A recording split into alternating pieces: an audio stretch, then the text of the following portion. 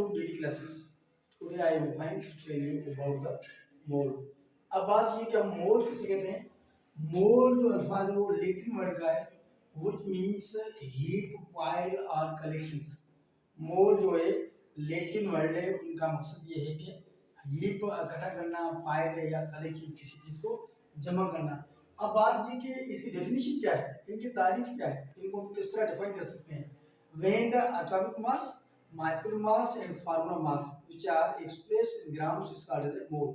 किसी भी एटम की एटॉमिक कीमत, किसी भी मॉलिक्यूल की मॉलिक्यूलर कीमत और किसी भी फार्मूला की फार्मूला कीमत है, अगर उस कीमत को हम शो करेंगे ग्राम्स के अंदर तो उसे हम क्या कहते हैं, मोल कहते हैं। फॉर एग्जांपल है 1 mole of N oxygen atom 16 grams है। अब ये ऑक्सीजन एटम में 1 मोल है इनका, तो उसके अंदर 16 ग्राम्स आएंगे, ये उनका हो गया atomic mass. 1 mole of the oxygen molecule O2 है, एक के अंदर 16 है, दो के अंदर आएंगे 32 ग्राम, ये हो गया molecular mass. 1 mole of the sodium chloride, अब सोडियम क्लोराइड क्या है, नमक का फार्मूला है, साल्ट का फार्मूला है, तो उनका जो मॉलिक्यूलर फार्मूला मास है वो है सोडियम का 23 है और क्लोरीन का है 35.5, ये हो जाएगा 58.5 ग्राम।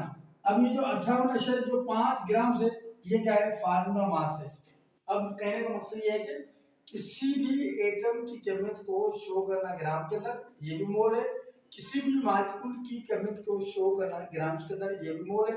किसी भी फार्मूला की कीमत उनके मास को शो करना ग्राम्स के अंदर, ये भी मोल कहलाते हैं। अब फार्मूला ये है कि formula for the calculation number moles अगर हमें निकालने हैं तो हम क्या करेंगे, गिवन मास हमें मिला हुआ होगा और मास ग्राम्स अपन होगा एटॉमिक और molecular mass.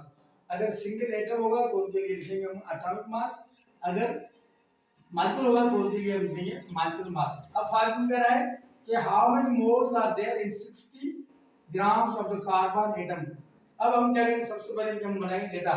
So mass in grams of the carbon atom बराबर है 60 ग्राम से, atomic mass of the carbon atom बराबर है 12 ग्राम पर मोल। तो कल हमें ये नंबर मोल्स हम जानते हैं कि सॉल्यूशंस क्या है, we know that formula number of moles बराबर होता है गिवन मास अपन एटॉमिक मास।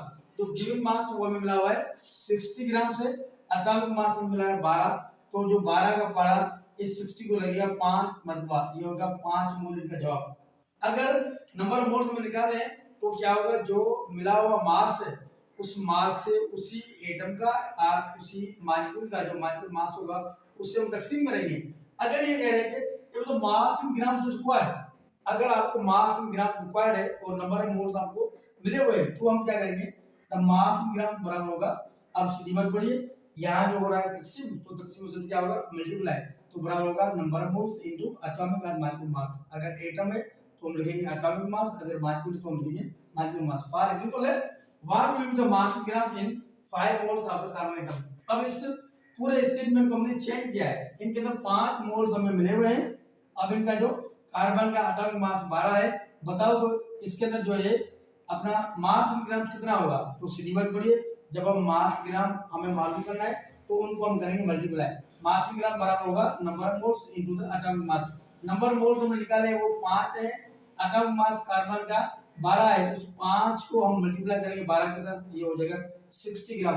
अब हम कह सकते हैं कि जो नंबर ऑफ मोल्स आपको मिले हुए हैं तो उनकी मदद से हम मास इन ग्राम निकाल सकते हैं। अगर मास इन ग्राम हमें मिला हुआ है तो उनकी मदद से नंबर ऑफ मोल्स हम निकाल सकते हैं। वैसे भी हम कहते हैं कि कार्बन का 1 मोल है, उस 1 मोल के अंदर 12 ग्राम है, तो नंबर ऑफ मोल्स और जो मास इन ग्राम ये एक दूसरे से बराह रास्त ट्रांसफर करते हैं। अगर नंबर ऑफ मोल्स को बढ़ाएंगे तो मास ग्राम बढ़ जाएगा।